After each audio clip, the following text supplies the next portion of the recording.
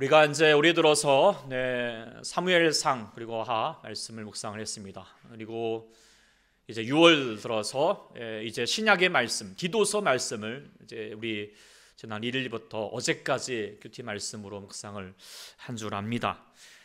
쉽게 이제 신약 말씀인데 3장 오랜만에 말씀인데 3장밖에 되지 않고, 디도서는 우리가 잘 읽기 잘 아는 유명한 성경 구절이 딱히 없어서 많이 묵상되지 않은 성경책이긴 하겠지만, 그러나 이번 주간 동안 디도서 말씀을 묵상을 하면서 특별히 오늘날 우리 그리스도인들이 살아갈 삶의 현장에 정말 꼭 필요한 말씀이 됨을 이렇게 생각하게 됩니다. 그래서 오늘 이 디도서 말씀 본문으로 하나님의 말씀을 전하고자 합니다.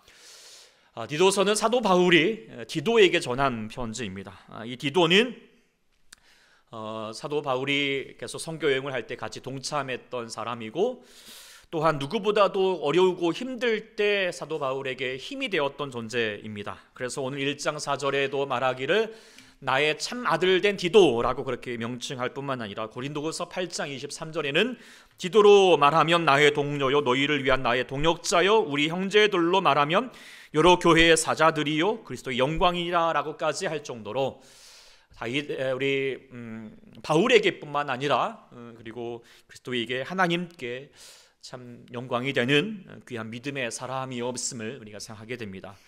근데 그렇게 참 힘이 되었던 디도를 사도 바울이 1차로 로마의 가택 연금 상태에서 풀려나자마자 전도 여행을 하다가 같이 디도와 동참을 했는데, 그 중에 우리 그레데 섬이라고 하는 곳에 함께하면서 그레데 섬에다가 이 디도를 남겨두고, 그리고 이 디도가 그곳에서 목회를 할 동안에 이 디도서 편지를 가지고 격려하고 다시 계속하여서 잘 감당할 수 있도록 하기 위한 목회 서신이 바로 이 디도서입니다. 근데 우리가 이 디도서를 읽을 때 이 그레데 섬이 어떠한 섬인가를 좀 우리가 잘 살펴볼 필요가 있습니다. 이 그레데 섬은 오늘날의 크레타 섬이라고 알려져 있는 그리스 남부 에게해와 주중에 이제 있는 섬입니다. 여기 있는 섬들이 이제 이 그리스 섬, 여러분들이 아실 거예요. 그 선전 이 지중해에 있는 섬들, 이렇게 산토리니, 라랄라랄라 하는 선전 나오는 멋진 배경이 있는 그런 섬들이 이렇게 자리 잡고 있는 이 지방입니다. 그래서 참 멋지고 풍경도 참 아름답지만, 그런데 사람들은 아름답지 못합니다. 그러니까 이런 내용을 잘 담고 있는 영화가 하나 있습니다. 바로 여러분들 잘 아시는 맘마미아. 거기 나오는 이제 배경들도 참 예쁘기도 하고 아름답고, 또 노래들도 정말 유명하지만, 근데 여러분들 이 맘마미아의 스토리 무엇인지 잘 아십니까? 제가 저 영화 보면서 뭔 이런 내용이야 라고 하는 그런 황당함을 제가 가졌던 기억이 나는데, 이 홀로 어머니 밑에서 살고 있는 도나라고 하는 이 처녀가 결혼할 때가 되었는데, 아빠랑 같이 등장을 해야 되는데 이 아빠가 없는 거예요. 그래서 아빠를 찾겠다는 마음으로 어머니 일기장을 뒤져가지고 아빠가 될 만한 사람을 찾았는데 3명인 거예요. 그래서 3명을 몰래 초청을 하고 같이 계속 만나면서 진짜 아빠를 찾고자 했지만 진짜 아빠가 잘 모르겠고, 더 황당한 것은 정작 그 엄마도 자기가 누구의 딸인지 자기 남편을 모를 정도, 그만큼 연애도 그렇고요, 성생활도 어쩌면은 문란하고 자유분방하고 또 서로 속고 속이는 그런 내용들이 이게 담겨져 있는, 참 황당하기도 하고 뭔 이런 사람들이 있나라고 알겠지만, 이런 사람들이 바로 크레타 사람들의 모습이에요. 그걸 또 오늘 본문 이 디도서에는 얘기해주고 있습니다. 본문에 보면은 그레데인들은 항상 거짓말쟁이이고 악한 짐승이고 배만 위하는 게으름뱅이다. 고대 문헌에서도 보면은 세상의 three most evil, 가장 악한 C라고 시작되는 most evil이 있는데, 악한 사람들인데, 첫 번째로는 그레데인이고, 그리고 마피아로 유명한 길리기안 사람들이었고, 또 가파도기아 사람들이다 라고 말할 정도로 이 그레데 사람은 악명 높은 사람들이었다라고 그렇게 알려져 있는 사람들입니다. 자, 그런 사람들을 속에서 사도 바울이 교회를 세웠습니다. 개척하는 과정이 또 쉽지 않았겠지만, 그러나 개척보다 더 어려운 것은 그 이후입니다. 그 이후에 그 사람들을 변화시키는 것이죠. 근데 어떻습니까? 사람이 잘 변화됩니까? 네, 우리 자신을 알죠. 예, 잘 웬만해서는 변화가 안 됩니다. 그래서 사람이 변화될 때가 되면 어떤 때라 그러죠? 죽을 때가 됐나, 이런 마음이 여길 정도로 잘 변화가 되지 않는 것이죠. 디도서 2장에 보면은 성도들이 가져야 될 그런 모습에 대해서 이제 행동 규범이 나오게 되는데, 이 내용을 살펴보면은 결국 지금의 사람들이 어떻다는 것입니까? 이 반대로 지금 행하고 있다는 거거든요. 늙은 남자, 늙은 사람들은, 어르신들은 절제할 줄 모르고, 또 우리 하여튼 나이 많으신 분들 모함하기를 즐거워하고 맨날 술 마시고, 또 젊은 사람들은 젊은 사람대로 집안일 내팽개치고 가정에 성실하지 행하지 않게 되는 이런 모습들이 이 그레데 지방에 많았다는 거예요. 그러니까 그런 목회를 해야 되는 이 심정에서 그런 사람들, 또 그게 다른 사람들이 아니라 뭐 교회 아래에 있는 성도들의 모습 가운데도 그런 모습이 발견되니 얼마나 힘들었을까 생각하게 됩니다. 목회하면서 가장 힘든 게 뭔가? 물질적으로 여유가 없고 가난하고 또 주일 설교, 새벽 설교, 신방 있고 여러 가지 바쁜 일정, 이런 것은 아무것도 아닙니다. 가장 힘든 게 뭐냐면 정말 말씀을 전하고 계속하여서 목양을 하는데도 불구하고 여전히 옛생활대로 그렇게 살고 있는 모습을 보고 있으면, 변화되지 않은 모습을 보고 있으면 힘이 빠지고 정말 어렵게 생각이 듭니다. 아마 디도도 그랬던 것 같습니다. 그랬을 것 같아요. 그래서 차라리 그레데에 있느니 차라리 바울 선생님을 따라서 선교 여행을 하는 게 낫겠다, 전도 여행을 하는 게 낫겠다라고 그렇게 여겼을 것 같습니다. 그런데 오늘 1장 5절에 보면은 너를, 이 디도를 그레데 섬에 남겨놓는다. 그리고 이유가 있다. 남은 사역을 감당하고 그 사람들을 변화시켜서 장로들로, 주의 제자들로 세워라라고 하는 것입니다. 그리고 더 나아가서 오늘 본문 3장 8절에는 말합니다. 그 사람들로 하여금 선한 일을 힘쓰게 하도록 하여라 라고 그렇게까지 이야기하고 있습니다. 제가 오늘 본문의 말씀 묵상하면서 저는 여러분들의 생각이 나더라고요. 사실 이제 디도서, 디모데 전후서와 더불어서 목회 서신이라고, 목회자들을 위한 서신이라고 생각하지만 사실 그 이전에 여러분들을 위한 서신서라고 생각하게 됩니다. 우리가 이제 그리스도인으로 살아갈 때 오해하지 말아야 될 것은 목사만이 목회를 하는 것이 아닙니다. 저는 이곳에서, 이 교회에서 여러분들과 목사로서 서 있지만, 여러분들은 삶의 현장에서, 여러분의 가정에서, 여러분의 캠퍼스에서, 여러분의 직장에서 여러분이 하나님의 사명을 가지고 감당해야 될 목사, 목회해야 될 사람들인 줄 생각하게 됩니다. 그것이 하나님께서 여러분을 부르실 때 기대하는 바입니다. 그런데 제가 감당해야 될 교회 현장보다도 여러분들이 감당해야 될 현장이 더 만만치 않지 않습니까? 제가 이제 말씀 묵상하면서 저에게 그레데 같은 사람이 누가 있나라고 생각을 해봤어요. 근데 별로 우리 초대교회 성도들도 그런 것 같지 않고, 또 목사님들 사이에서 한 분이 좀 생각나긴 하더라고요. 제가 요즘 테니스를 치는데, 같이 이제 목사님들과 테니스를 치는데, 어떤 분은 저희가 이제 사람이 많으면 이제 이렇게 돌아가면서 좀 쉬어야 되는데, 그분은 하여튼 쉴 생각 안 하고 계속 테니스 치겠다고 고집하시고, 또 같이 막 또 서로 섬기기 위해서 막 간식도 싸우고 물도 막 챙겨오는데, 그분은 맨날 빈손인 거예요. 그래서 그냥 자기 욕심만 좀 채우는 것 같으니까, 어떻게 좀 그러시나, 괜히 좀 속상하고 뭐 화가 나기도 하고, 에이 나쁜 사람, 이런 생각이 들더라고요. 그래서 그나마 제 안에서 그레데 같은 사람, 그 사람, 괜히 이렇게 생각이 나는데요. 제가 이런 얘기를 하니까 여러분들의 생각은 어떻습니까? 우습지요. 뭐 그런 일 갖고 뭐 이렇게 얘기를 하나, 아무것도 아닌 거라고 생각할 거라고 생각합니다. 제가 이번 주간에 이제 우리 직장인 목장에서도 같이 말씀을 같이 나누면서도 우리 직장 생활이 얼마나 힘든가를 같이 경험하게 되는데, 뭐 직장 상사도 힘들게 하고, 부하 직원은 또 부하 직원대로 또 자기 막 이기적으로 막 행하고, 뭐 또 막 불공정하게 행하는 거, 또 차별적으로 하고, 뭐 과도하게 업무를 주고, 또 동료들 직원들 가운데에서 갈등하게 하는, 왜 저렇게 행동하나, 뭐 어쩔 때 보면은 정말 사람 정말 나쁘다, 어떻게 저렇게 악할 수 있을까, 그런 생각을 가지게 할 만한 사람들이 얼마나 많습니까?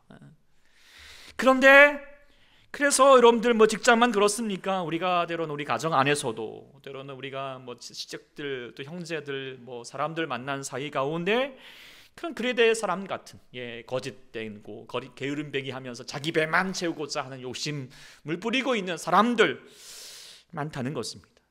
그런데 주님이 오늘 디도서를 통하여서 말씀하시는 것은 그런 가운데 있을지라도 너희는 선한 삶을 살아가기를 힘쓰라 라고 말하고 있으니 참 쉽지가 않습니다.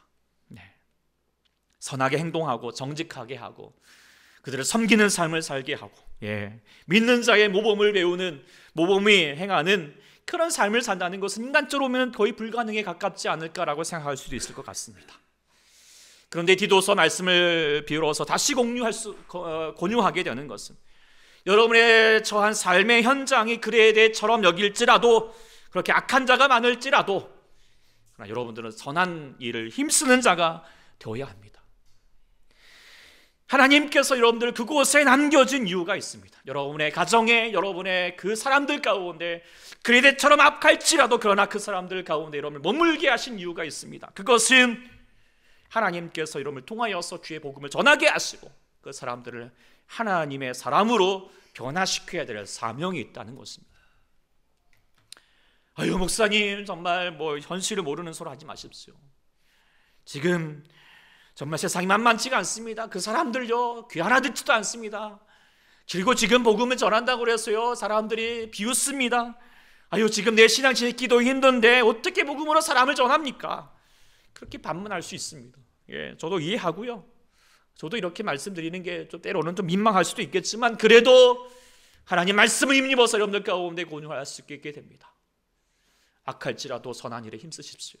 포기하지 마십시오. 살아내셨으면 좋겠다 생각하게 됩니다. 그리고 포기하지 않으면, 살아내시고자 하신다면 분명히 하나님께서 불가능을 가능케 하실 그 주님께서 역사해 주셔서 그 복음의 역사가 나타나게 하실 줄 믿습니다. 우리가 그것을 기대하면서 오늘 그레데와 같은 악한 삶의 현장에서 우리가 주의 선한 삶을 살아내고자 한다면, 그리고 오늘 본문을 통하여서 어떤 것을 다시 한번 행해야 될 것인가 오늘 본문을 통하여서 묵상하고자 하는데, 첫 번째 묵상하게 되는 것은 비본질적인 것에는 온유함으로 행하여라 라고 말씀드리게 됩니다. 사도 바울이 2장에서는 이제 그리스도인들 향하여서 개인으로 그리고 또 가정에서 어떻게 삶을 살 것인가 얘기했지만 3장에서는 더 범위를 확대하여서 공동체 속에서, 사회 속에서 어떻게 살 것인가를 지금 권유하는 말씀입니다. 그런데 그 첫 번째가 어떤 말씀인가? 오늘 1절에 보면은 그들로 하여금 통치자들과 권세 잡은 자들로 복종하며 순종하게 하여라 라고 그렇게 얘기합니다. 이 말을 들으면 그러면 우리는 무조건 그냥 친정부적이고 여당 편을 들어야 된다라고 그렇게 여겨질 수 있겠지만 본문의 내용도 2절과 더불어서 묵상을 해야 됩니다. 2절에 이렇게 말합니다. 아무도 비방하지 말며 다투지 말며 간용하면서 범사의 온유함을 모든 사람에게 나타내라. 온유함을 나타내라 라고 하는 것을 생각해 보면은 지금 이 통치자들과 권세 잡은 자들에게 복종하고 순종해야 될 그런 사람들에게 말해야 될 이유가 있습니다. 그것은 당시에 이 주전 67년경의 로마에 이제 이렇게 통치가 전복당하면서 끊임없이 그들 사람들은 저항하고 그리고 뭐 봉기가 계속되었습니다. 그리고 또 해적들도 많이 침몰하였습니다. 그러니까 더욱더 이 로마 정부가 이 폭력적으로 더 진압하고 통치하는, 그래서 더 어려움을 겪게 된 일들이 많았던 것입니다. 그런데 이 복음적인 측면에서 보면 그것이 결코 소모적일 수밖에 없다는 것을 지금 이야기해 주면서, 만일에 복음적인 것이 아니라면 국가 권력일지라도 통치자들과 권세 잡은 자들 가운데 순종하고 그리고 복종하는 것이 마땅할 수 있다라고 그렇게 얘기하는 것이죠. 우리도 뭐 예를 들어서 뭐 일정 강점기 때 뭐 우리가 신사참배는 정말 복음에 반하는 내용이잖아요. 그러니까 우리 끝까지 저항을 할 것입니다. 그러나 우리에게 지금 세워진 정부에게 우리가 무조건 나의 마음에 들지 않는다고 이렇게 반대하는 것은 때로는 옳지 않다는 것입니다. 그런데 때로는 어떤 분들은 보수니 나는 보수척에 대해서 막 이 주장을 하고 또 진보에 대해서 주장을 하고 그거에 대해서 서로 또 갈등하게 되고, 심지어는 뭐 어떤 목사님들께서 뭐 보수적인 입장을 너무 취해서 또 젊은 사람들이 또 교회를 떠나가는 안타까운 일이 됐는데, 이거는 결코 바람직하지 않고 하나님 앞에 손해가 될 수밖에 없다는 거예요. 오늘 본문 9절에도 이런 말씀하셨죠. 어리석은 변론과 족보 이야기와 분쟁과 율법에 대한 다툼은 피하라. 이것은 뭐예요? 무익한 것이고요, 헛된 것이라고. 결코 복음의 본질적인 내용이 아니니 그런 모든 것들을 다툼을 피하라는 것입니다. 그냥 어떻게 해요? 양보라는 것이요, 온유함을 내어주어라. 이기려 하지 말고 저주라는 것입니다. 왜요? 복음을 위해서, 복음 전파를 위해서라는 거예요. 어제 이제 15년 전에 우리 청년이었는데 다 커가지고 이제 결혼한다고, 그리고 목사님 저를 이제 찾아와서 이렇게 신랑을 데리고 왔더라고요. 그리고 이제 기도도 순서도 좀 해달라고 그렇게 부탁을 했는데, 근데 그 신랑이 될 사람이 안타깝게도 믿는 친구가 아니더라고요. 그래서 이제 축복하면서도 신랑한테 좀 신앙 좀 예수 믿으시라고 그렇게 계속 이제 권유하고, 그리고 나서 이제 말미에 이제 우리 혹시 우리 자매한테 좀 불만이 있으면 거 한번 얘기해 보라고, 내가 좀 이렇게 잘 조정해 주겠다고 막 그랬더니, 그 친구가 대뜸 하는 말이 우리 자매가 그 고집이 세다는 거예요. 좀 자초정의를 생각해 보니까 이 자매는 계획형이거든요. 계획을 세워야 돼요. 그리고 이 형제는 그냥 뭐 계획 없이 그냥 뭐 좋으면 좋은 대로 하는 거예요. 그런데 이 자매가 맨날 지 계획대로만 하니까 불만이 있었나 봐요. 그러니까 이제 그 앞에다가 결혼을 하고 잘 살려면 여자의 말은 무조건 들어야 됩니다, 이 진리의 말씀을 전하고 싶었지만 그러나 당장 믿지 않은 그 청년에게 먼저 자매를 향하여서 이 얘기를 했습니다. 정말 중요한 것 아니면 자기 너의 고집 내려놓으라고. 그리고 그게 정말 우리 형제가 보기에 하는 것이 정말 답답해 보이고 저렇게 하다가는 아이고 정말 속상해 보일다 할지라도, 그러나 자기의 것을 그 형제가 원한다면 포기할 수 있는 온유함을 가져야 된다고.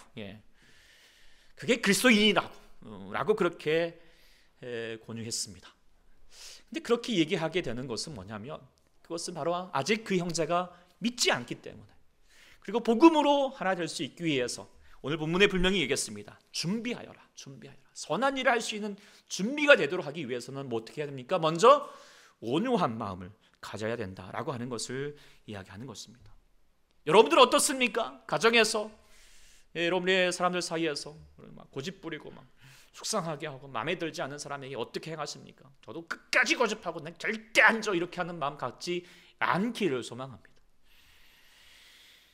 우리가 주님께서 어떻게까지 말씀하셨죠? 악한 자가 내 오른편을 치거든 왼편도 돌려두고요. 속옷을 가지고자 하면은 뭐예요? 겉옷까지 주고, 오리를 가져가라면은 심리까지 가져는 그런 온유한 마음을 가지라는 거예요. 그런데 이렇게 하라라고 하면은 아마 다 도망갈 것 같아요. 그렇게까지는 못하겠지만, 그러나 적어도 오늘 본문처럼 쓸데없는 고집 피우지 말라는 거예요. 비본질적인 것 아니라면 그걸 가지고 갈등을 일으키려고 하지 마시고, 소모적인 다툼하지 마시고, 그저 손해볼 수도 있고요, 양보해 줄 수도 있고요, 져줄 수 있어야 된다. 왜요? 주님을 위해서, 주의 복음을 위해서, 그 사람을 얻기 위해서.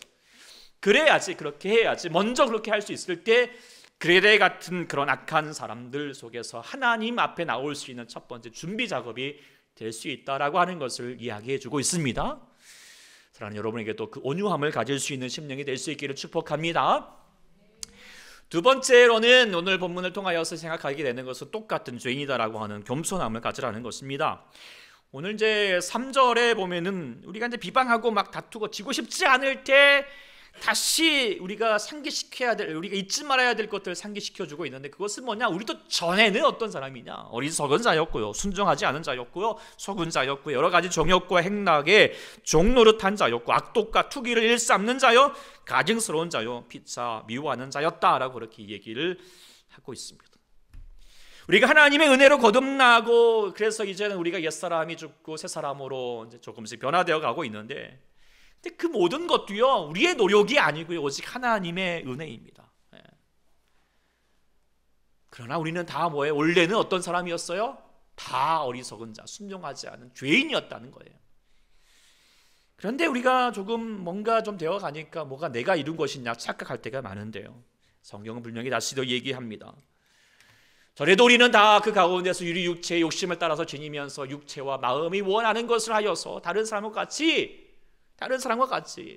믿지 않은 사람들과 똑같다는 거예요. 어떤 사람이라고요? 본질상 진노의 사람이었다라고 하는 것을 잊지 말자는 거예요. 다 죄인입니다. 오늘 목사님 자주 말씀하셨지만 우리는 다 우리 안에 있는 죄는 구조물 같잖아요. 조금만 흔들어 버리면 그냥 성질 돋구게 하면은 그 안에서 구조물이 다 올라와서 다시 우리의 모습들을 드러내게 하는 본질상의 모습, 죄된 모습들을 드러낼 수밖에 없다는 겁니다. 그러니 우리는 다 죄인입니다. 다 똑같습니다. 다만 다른 점이 있다면 우리가 예수님을 믿었다 하는 뿐이라는 것입니다. 그런데 우리가 개구리 월총의 시절 모른다고 우리가 조금만 거룩한 삶을 사는 것 같아서 때로는 믿지 않는 사람들, 그들을 향하여서 비판하고 정죄할 때가 많습니다. 물론 대놓고 정죄하지 않겠지만 은근히 속으로 아유 저런 한심한 사람 같으니라고, 어떻게 저렇게 살 수가 있어, 그렇게 고개를 빳빳이 하면서 도덕적인 우월주의를 가질 수 있다는 것을 우리가 생각해야 됩니다. 이런 사람들이 바로 구약 이스라엘에 나왔던 선민의식을 가졌던 사람들이고, 오늘날로 말하면 마치 신앙적으로 꼰대가 되는 것입니다. 꼰대는 뭐예요? 자기 장점만, 자기가 했던 것만 생각하고 자기 약점, 자기 연약한 모습들은 드러내지 않고 잊어버리는 것입니다. 우리가 때로는 나는 그렇게 하지 않아요. 우리는 몰라도요, 세상에 많은 사람들, 믿지 않은 사람들이요, 믿는 사람들 보면서, 그리스도인들 보면서 그런 생각을 많이 갖는다는 거예요. 어휴, 그래 잘났다.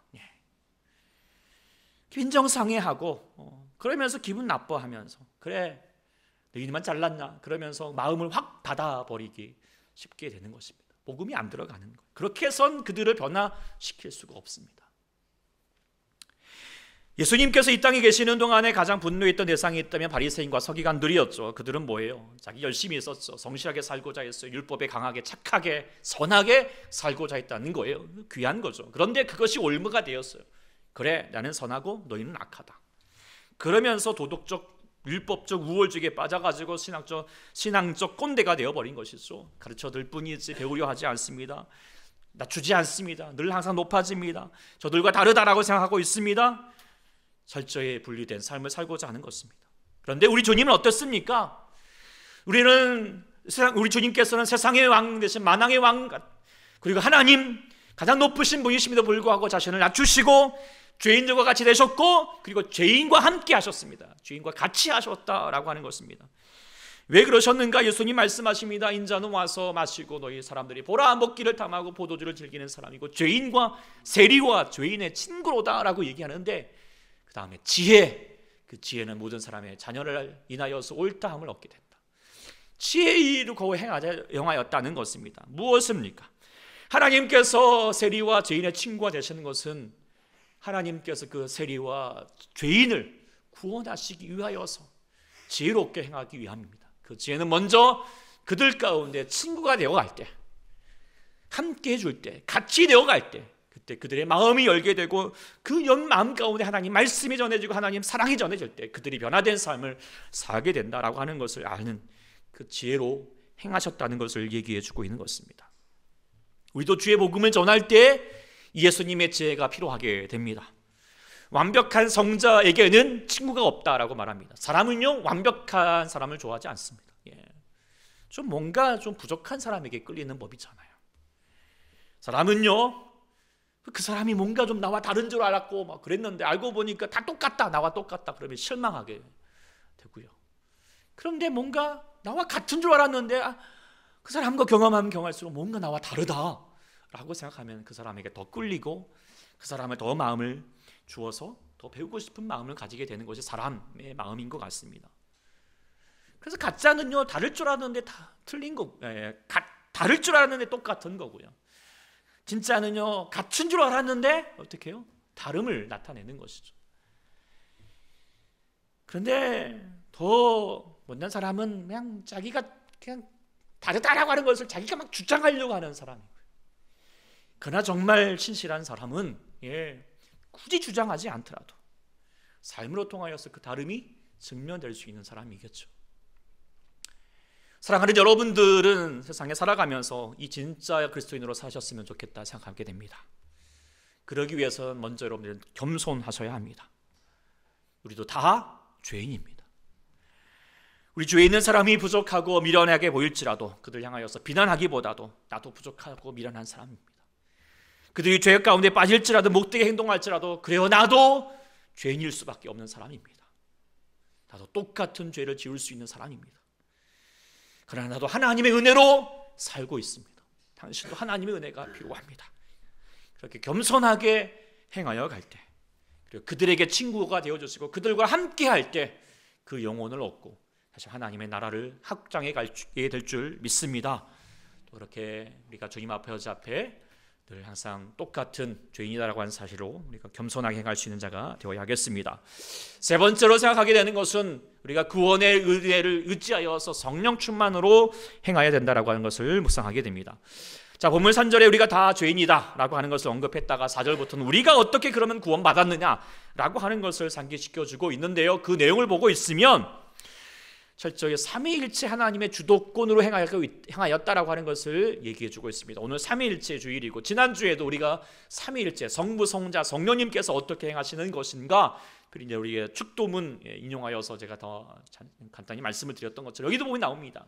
우리가 구원을 하기 위해서 먼저 우리 구주 하나님 자비와 사람 사랑하심 우리 가운데 나타나시고 출발의 시작이 되시고, 그리고 성자 예수 그리스도께서 우리 가운데 긍휼히 여기시고 그리고 우리를 중생하신 거듭나게 하시는 십자가의 은혜가 있었고, 그 다음에 누구이십니까? 성령 하나님께서 우리 가운데 풍성히 부어짐을 통하여서 우리의 삶이 새롭게 변화되고 또 의롭다 하는 삶을 살아가게 되는 삶의 역사가 일어나게 되었다라고 하는 성부, 성자, 성령의 은혜 가운데서 우리가 구원의 은총이 이루어졌다는 것을 다시 강조하고 있습니다. 그러면서도 더 강조하는 것은 뭐냐면 5절에 말합니다. 그 하나님의 역사, 구원의 역사 가운데 사람이 행할 수 있는 것은 아무것도 없다. 우리를 구원하시되 우리가 행한 바 의로운 행위로 말미암지 아니하고 있다라고 하는 것을 이야기해 주고 있습니다. 우리가 그렇게 하나님의 은혜로 말미암아 우리가 구원받았다면 정말 우리가 감당해야 될 그레데와 같은 사람들, 그 사람들에게도 이 구원의 역사가 그렇게 이루어지는 줄 믿습니다. 물론 나의 노력과 나의 정말 헌신도 필요하겠지만 그러나 가장 결정적인 구원은 누가 하는 것입니까? 하나님께서 하신다. 삼위일체 하나님께서 그 은혜로 이루신다라고 하는 것을 꼭 기억해야 할 것입니다. 한국 교회에서 이제 많은 분들에게 존경을 받고 몇 해 전에 자신을 철저히 잊어달라고 하면서 멋지게 은퇴하셨던 이재철 목사님 아실 것 같은데요. 이분이 이제 예수님 만난 예수님 물론 그 전에도 예수님을 알았지만 예수님 인격적으로 만나는 과정들을 전에 제가 신도원 시절에 오셔서 말씀 전해 주실 때 기억이 나는데 또 이렇게 인터넷상에서 보게 되었는데요. 그분이 이제 이렇게 얘기를 했습니다. 이분이 원래 지독한 술꾼이었대요. 맨날 술만 먹고. 그리고 그러던 날에 이제 1984년 어느 날에 마찬가지로 새벽 2시까지 술 마시고 집에 오는 거예요. 그런데 이분이 이제 본인 표현으로 나쁜 버릇이 하나 있는데 그건 뭐냐면 술은 밖에서 먹지만 잠은 안에 집에서 자고 또 집에 오자마자 마누라 깨워가지고 집에서 밥 챙겨 먹는다는 거예요. 짜증나죠. 네. 그날도 이제 2시에 와가지고 마누라 밥 줘 이런 식으로 이제 오늘 딱 열었는데 마누라가 책상에 엎드려서 자고 있더라는 거예요. 그날은 깨우지 않고 웬일로 깨우지 않고 물고기 봤는데 그 안에 밑에 노트 하나가 있더라네. 그래서 몰래 꺼내가지고 봤어요. 했더니 거기에 이렇게 적어 있었다라고 합니다. 나는 오늘 또 버스를 타고 수유리 너머로 갔다. 시골길을 하염없이 걸으면서 오늘 또 어김없이 죽음을 생각했다. 약을 먹고 죽어야 되나? 손목을 구워서 죽어야 되나? 그러나 이것은 내가 취할 길이 아님을 다시 한번 확인하고 돌아왔다. 나를 살리기 위해 십자가에 돌아가신 예수님께서 주님의 뜻을 위해서 내게 주신 남편이므로 나는 사랑해야만 한다. 나는 할 수 없지만 주님께서 사랑하라 명령하심으로 나는 사랑해야만 한다. 주님 도와주십시오. 나의 약함을 주님께서 잘 아시지 않아요. 그러면서 노트 눈물이 막 이것저것 막 흘려져 있고, 그래서 이 글을 보고 있는 목사님 마음에 막 미안한 마음도 있고 또 불쌍히 여기는 마음도 있어서 그리고 그날따라 눈물이 하여튼 숫김인지 모르겠지만 눈물 흘렸지만 눈물 흘리다 보니까 회개의 눈물이 갑자기 터져 나오더라는 거예요. 한참을 울고 있었는데 갑자기 등 뒤에서 누군가가 자신을 쭉 안아주는 것을 느꼈대요. 그리고 그 안에서 하나님의 그 음성, 내가 너를 사랑한다 라고 하는 음성을 들을 수 있었다는 거예요. 그때를 회상하면서 그 목사님이 이렇게 고백을 했습니다. 저는 얼마나 그때 감격했는지 모릅니다. 제가 가장 처참한 절망과 비통 속에서 몸부림치는 그 순간 주의 영이신 성령님께서 바로 그 자리에서 저와 함께 하시며 당신의 사랑으로 저를 품고 계셨습니다. 성령님께서는 제가 의식하지 못할 때에도 언제나 제 곁에 계셨습니다. 그러나 제가 제 자신의 능력을 신봉하는 오만에 빠져 있을 때 성령님께서는 제 주인이 되실 수 없었습니다. 하지만 비참한 제 실상을 발견하고 절망 속에서 낮고 낮은 마음으로 주님이 긍휼하심을 간구드릴 때 성령님께서 제 마음 가운데 들어오시어 제 주인이 되사 저를 지배하기 시작하셨습니다. 그리고 그 순간부터 저는 이상한 힘을 느끼게 되었습니다. 제가 그토록 즐기던 술과 담배가 냄새마저도 역겨워지는 날이 그날부터였습니다. 손에서 떠나지 않았던 트럼프와 화투가 보기도 싫어진 날이 그날부터였습니다. 친구들과 동료들 그리고 사랑하는 사람들이 저더러 변했다고 말하기 시작한 날도 그날부터였고 제 가정과 저의 일태가 진리 위에서 바로 서기 시작한 날도 바로 그날부터입니다. 그리고 그날부터 목사님은 변해가면서 다시 하나님 앞에 부르심을 받아서 목회자로 설 수 있고 지금도 많은 사람들에게 주의 복음을 전하는 자로 설 수 있었던 거 바로 그날이었다라고 그렇게 회상하고 있습니다. 이 내용을 이렇게 다시 여러분들께 전하게 되고 다시 이런 의미 있게 다시 생각하게 되는 것은 뭐냐면 한 사람의 변화되고 구원되는 것은 사람이 하는 것 같지만 결국 누가 합니까? 성령님께서 하신다는 거예요. 성령님께서 감동하실 때 변하지 않을 것 같은 그 사람도 변화된다라고 하는 것을 보여주고 있습니다. 근데 중요한 것은 그게 어느 때일지 알지 못하는 거예요. 사람의 노력으로 때로는 되지 않은 것이 때로는 우리가 구원시켜야 될 그 사람들의 모습일 때가 많아요. 길고 긴 싸움을 가진 가운데 있는 분들도 참 많을 것이라고 생각이 됩니다.